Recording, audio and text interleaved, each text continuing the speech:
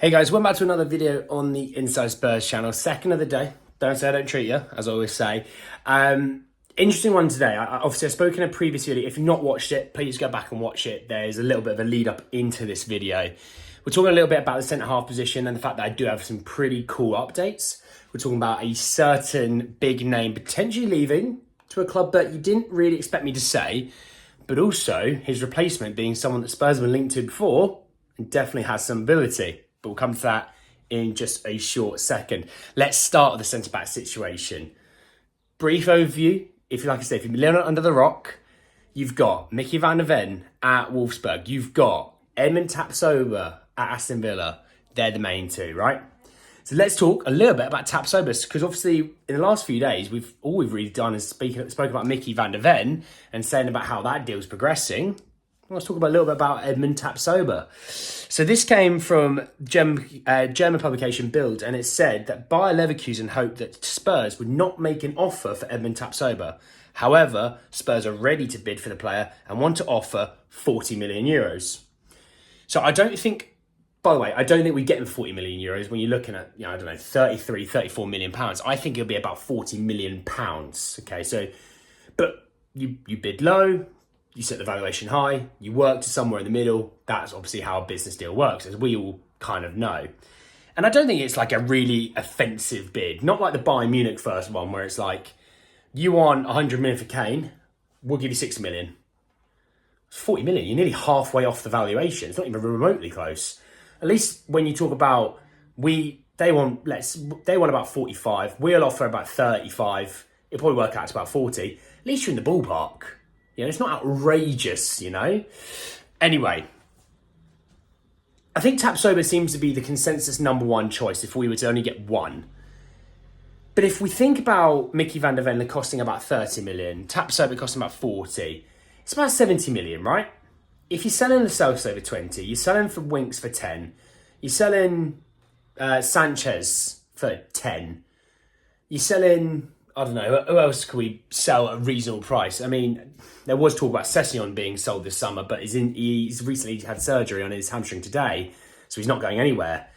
Brian Hill you might get 25 from, You're talking, it could fund itself in theory. And I think there's one position, if we're going to overspend, not on a player, but for two, centre-half is absolutely unequivocally that position.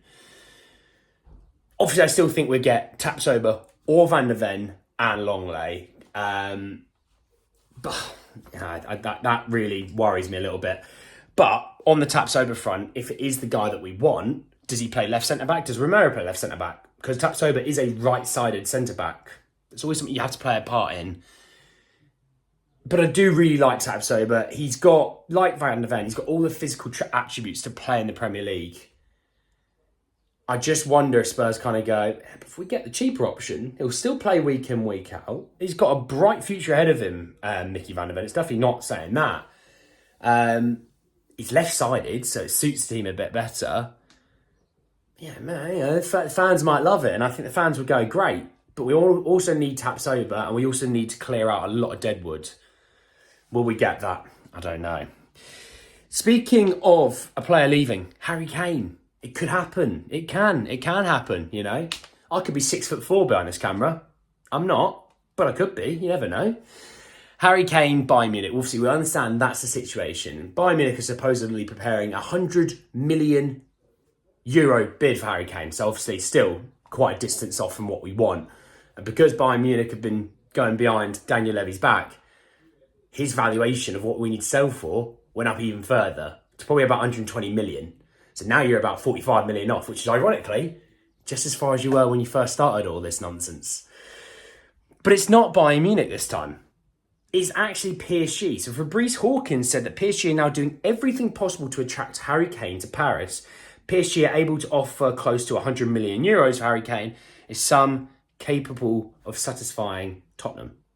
Already off the get-go. No, it's not capable of satisfying us. But anyway, he also said that Bayern are also preparing another proposal, whom he gave his priority to.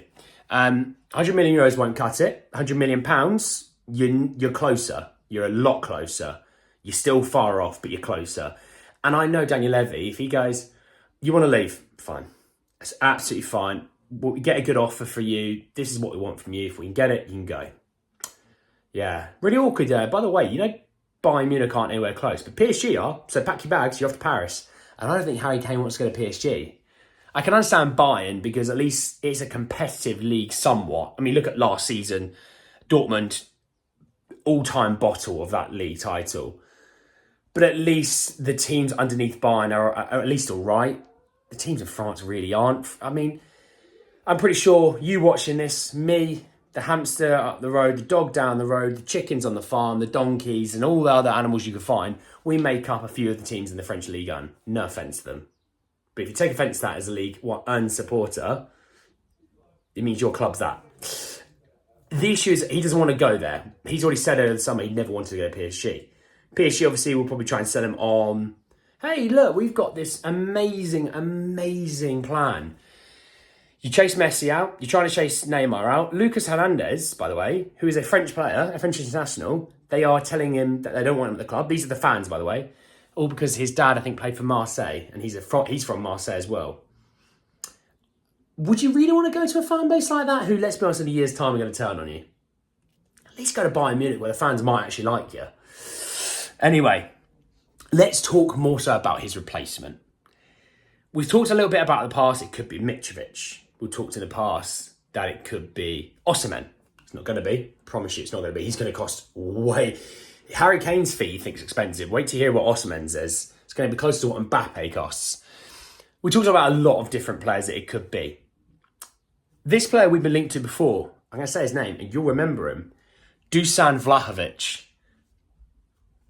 Yeah, him. So Foot Mercato said that Tottenham are actively seeking the success of a star striker, Harry Kane, with Serbian forward Dusan Vlahovic emerging as their top target. Now, for me, that's not shocking. It's not. Because when you look at some of his characteristics and you look at him as a player, it kind of fits the bill. I mean, he's 23, right? So he's obviously, I just all the time think of soccer and shouting great age. But in theory, he's a great age, way before his prime. His market value is about 70 million euros. You're talking about 62 million pounds though. So not cheap, right? I know PSG are heavily interested in him, which is what I find interesting that PSG, are they diverting to Harry Kane over Vlahovic? Not too sure. But obviously he left Fiorentina to join Juventus. I wouldn't say he's knocked out of the park at Juventus. At Fiorentina, honestly, the guy was... You talk about goal-scoring machines. He was that. I mean, last season he played in 27 games in the Serie A. He scored 10 goals. So it didn't really set the world alight. I don't also think Juventus create all the opportunities imaginable when they play. He played 8 times in the Europa League, scoring 3 goals. 5 times in the Champions League, scoring 1. So in 42... He played 2 games in the Italy Cup, scored nothing. But 42 games last season, scoring 14 goals, 4 assists. So 18 goal contributions in 42 games. It's not the craziest return. But is he a guy that you could get 85% of Harry Kane's output? Well, break it down. If Harry Kane scored, let's say, 30 last season, could Vlahovic give you 20 plus? I reckon so. Yeah, I do. I do, actually. I do really like Vlahovic. He's a big, tall striker, big unit of a striker, wonderful left foot, like a booming left foot on him. The price tag does worry me a little bit. I don't see how we would spend 80 million potentially on a striker. I just can't see it. This is why I also don't think we'll sell Harry Kane, because that means Daniel Levy will have to go and spend 60, 70, 80 million. And I know he doesn't want to do it. Hence why Kane, he's holding on to for dear life. So, but anyway, I just thought it was something really interesting. I don't see Harry Kane leaving, hence why I don't see Vlahovic coming in. But just on the hypothetical chance, it's not the worst player coming in to replace him, personally. Strikers are a hard thing to come by, as we all know. But anyway, guys, that's the end of the video. I hope you did enjoy it. Like it if you did. Hit me in the comment section. Vlahovic, yay or nay? Tapsoba over Van de Ven, yay or nay?